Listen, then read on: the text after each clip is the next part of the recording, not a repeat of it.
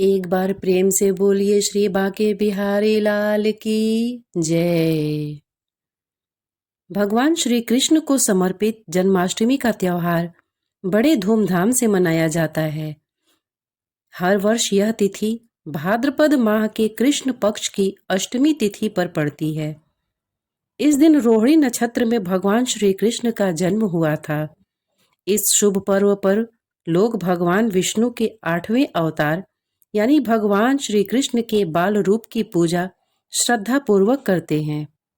जन्माष्टमी के मौके पर भगवान श्री कृष्ण के भक्त उनके पालना तथा बांसुरी को सजाते हैं।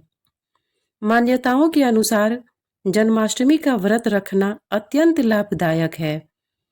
इस दिन कथा श्रवण करने के बाद ही पूजा का समापन करना चाहिए। जो भक्त भगवान श्री कृष्ण के जन्म की कथा सुनता है उसे भगवान श्री कृष्ण का आशीर्वाद प्राप्त होता है। जन्माष्टमी व्रत कथा के अनुसार द्वापर युग में अत्यंत प्रतापी और दयालु राजा उग्रसेन मथुरा पर राज करते थे।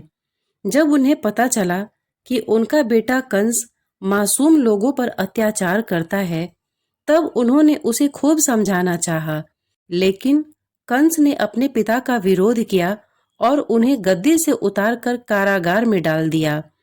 राजगद्दी हासिल करने के बाद कंस ने अपने विशालकाय साम्राज्य की स्थापना की। वह बहुत ही शक्तिशाली राजा था, मगर दिन पर दिन उसका अत्याचार मासूम लोगों पर बढ़ता जा रहा था। कंस को अपनी बहन देवकी बहुत प्रिय थी। देवकी का विवाह यदुवंशी सरदार वसुदेव से हुआ था। एक दिन जब कंस अपनी बहन को ससुराल ले जा रहा था, तब अचानक से एक आकाशवाणी हुई। आकाशवाणी के अनुसार देवकी का 8वां पुत्र कंस का वध करने वाला था।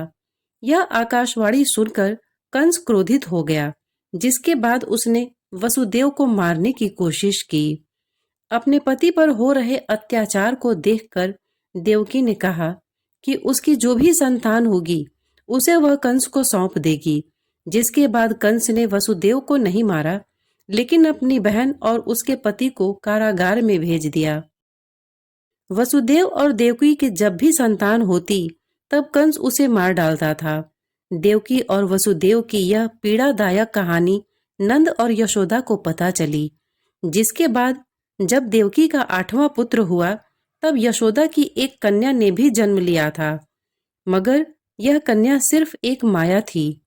जब देवकी ने अपने 8वें पुत्र को जन्म दिया था, तब भगवान विष्णु प्रकट हुए थे।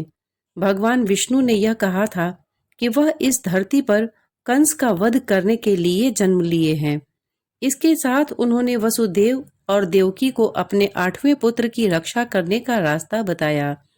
उन्होंने कहा कि अपने 8वें पुत्र को नंद के घर ले जाओ और वहां जन्मी कन्या को यहाँ ले आओ और कंस को सौंप दो। इसके साथ श्री कृष्ण ने अपना आशीर्वाद देते हुए वसुदेव और देवकी से यह कहा कि दरवाजे पर खड़े पहरेदार गहरी नींद में चले जाएंगे। कारागृह के दरवाजे खुद ब खुद खुल जाएंगे और यह यमुना मार्ग दिखाएगी। श्री कृष्ण की बात मानकर वसुदेव ने अपने 8वें पुत्र को उठाया और नंद के पास ले जाकर छोड़ दिया और यशोदा के पास सो रही कन्या को मथुरा ले आए। जब वसुदेव वापस आए तो उन्होंने देखा कि कारागार के दरवाजे पुनः बंद हो गए हैं। इसी बीच कंस को यह पता चल गया था कि देवकी ने अपने 8वें संतान को जन्म दे दिया है। जब वह कारागार गया तो अपने हाथों में कन्या को उठा लिया। वह जैसे ही उस कन्या को जमीन पर पटकने वाला था, वैसे ही कन्या ने उसे यह चेतावनी दिया कि उसे मारने वाला वृंदावन में है और उसे अपने पापों की सजा जरूर मिलेगी। नंद और यशोदा ने श्री कृष्ण को पाला और श्री कृष्ण ने कंस का वध किया। जन्माष्टमी के अवसर पर लोग श्री कृष्ण की पूजा करते हैं तथा धूमधाम से इस त्योहार को मनाते हैं।